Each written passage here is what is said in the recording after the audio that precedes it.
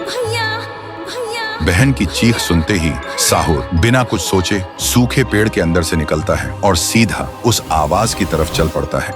उधर शांतिपुर गांव में रात के अंधेरे में लोगों में अफरा तफरी मच गया था। गुड़िया अब एक विशाल रूप ले चुकी थी, पूरे गांव में तांडव मचा रही थी, लोगों को पैर से कुचल रही थी। हर तरफ सिर्फ लोगों की चीख गूंज रही थी।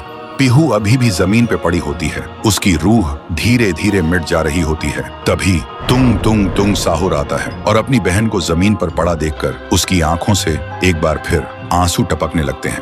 पीहू थोड़ा कांप के उठती है और कमजोर आवाज में पूछती है, तुम कौन हो? साहुर बोलता है, मैं तेरा भाई साहुर। पीहू का गला भर आता है और बोलती, भैया तुम यहाँ कैसे? साहुर कहता है, मेरी बहन ने पुकारा, मैं कैसे ना आता। फिर साहुर अपनी जादुई छड़ी घुमाता है और आसमान से एक तेज रोशनी पीहू पर आ गिरती है। उसी पल पीहू की सारी शक्ति फिर से लौट आती है। तभी गुड़िया तेजी से वही गाना गाने लगती है। उसकी आवाज से पूरा गांव कांप उठता है। साहुर बोलते हैं, इसे तो एक बार मैं खत्म कर चुका था, फिर ये यहाँ कैसे? फिर साहुर गांव के लोगों को एक खाली मैदान में इकट्ठा करता है और एक कवच के अंदर सबको सुरक्षित कर देता है और एक बार फिर से आसमान चमकने लगता है। साहुर गुड़िया को मौत के घाट उतारने लगता है। एक ही पल में गुड़िया टुकड़ों में बिखर जाती है, लेकिन उसी वक्त उसके टुकड़े खुद ब खुद जुड़ने लगते हैं और गुड़िया हंसने लगती है। पीहू बोलती है, भैया इसे हम ऐसे नहीं खत्म कर सकते, इसे आग से जला के खत्म करना होगा। तभी साहुर अपने जादू से गुड़िया को कस के पकड़ता है और पीहू अपनी आंखों से आग निकालती है और गुड़िया को जला देती है। गुड़िया चीखती है और छोटी होने लगती है। कुछ ही देर बाद गुड़िया जलकर राख हो जाती है और हवा में पूरी तरह से गायब हो जाती है। फिर गांव से काली छाया हट जाती है और सूरज निकलता है। पूरा गांव एक आवाज में गूंज उठता है, जय हो पीहू देवी की, जय हो तुंग तुंग तुंग साहुर की। साहुर मुस्कुराता है और कहता है, मुझे वापस जाना होगा।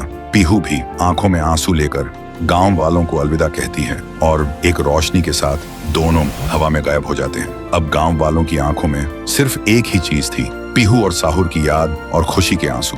तब से शांतिपुर में एक बार फिर से शांति लौट आई थी। तो दोस्तों, क्या तुम सब पीहू और तुंग तुंग तुंग साहुर को आगे भी एक सुपर हीरो के रूप में देखना चाहते हो?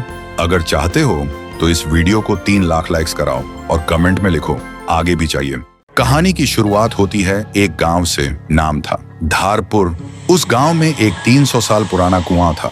लोग कहते थे हर आधी रात उस कुएं के अंदर से एक रोती हुई लड़की की आवाज सुनाई देती थी। लेकिन एक बात सबको हैरान करती थी, गांव में जो भी लड़का उस कुएं का पानी पीता 3 दिन के अंदर वो गायब हो जाता है। न लाश मिलती न आवाज।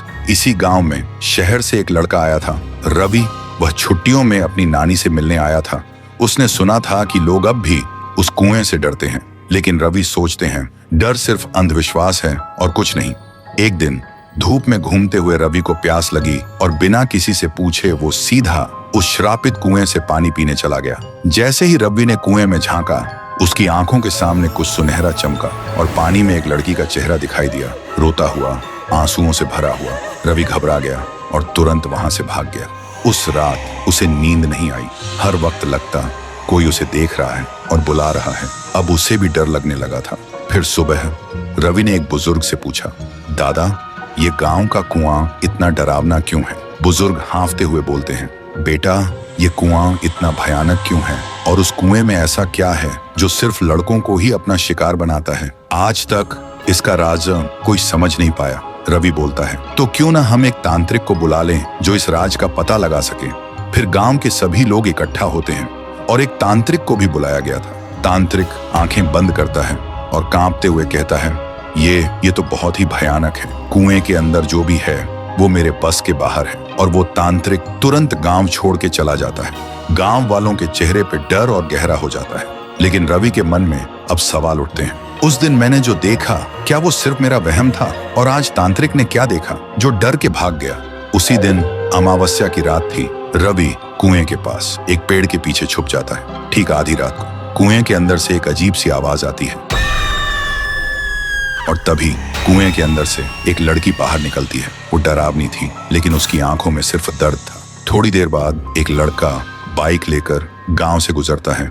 वो लड़की अचानक उसके सामने आ जाती है। लड़का तुरंत ब्रेक लगाता है, लेकिन कुछ ही पल में वो उसे गायब कर देती है। रवि ये सब देखकर हैरान रह जाता है। उसके दिमाग में एक ही सवाल घूमता है, ये कौन है और सिर्फ लड़कों को ही क्यों अपना शिकार बना रही है, लड़कियों को क्यों नहीं?